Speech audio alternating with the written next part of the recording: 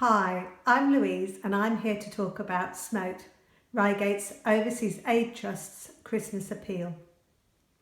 We work to support self-sufficiency projects for the very poorest in the world, and through this year's Christmas Appeal, we're seeking to fund 2 such projects.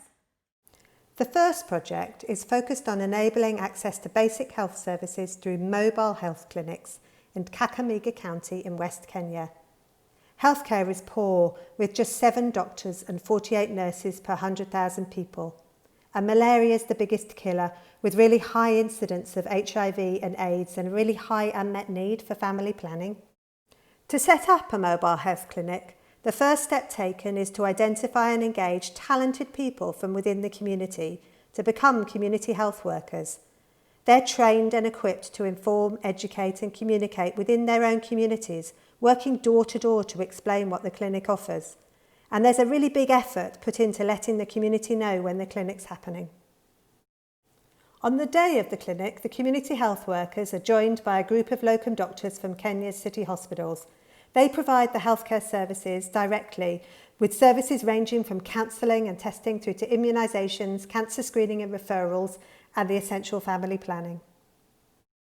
In one day, they generally manage to reach some 2,000 people, with about 200 receiving family planning services.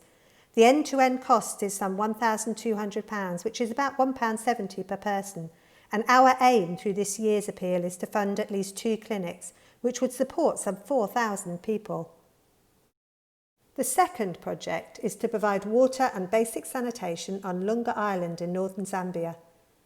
Only 30% have access to safe water and less than 47% to basic sanitation. And to make it more challenging, the island suffered serious flooding in March. 3,000 people on Lunga Island were displaced. They have returned, but the water and sanitation situation is dire. Drinking water is collected from the lake, but that lake also supports bathing, is used for transport used by animals, and can be used as a toilet. Penelope Machipi, seen here, has been visiting the wider area, including Lunga Island, to identify the most serious needs. She's already coordinated the building of wells in nearby Samfire using a local construction team of previously unemployed men and experts. And the people of Lunga Island have already identified sites. The challenge is that they just don't have the money to install the wells. So working with Penelope, our aim is to build some 1 to 2 shallow wells on Lunga Island at a cost of £2,700. We're conscious this is a challenging time for all in light of COVID. So we're particularly grateful to you for listening to this Christmas appeal. And we're also really, really grateful to all of those for your unwavering support over the course of the last year.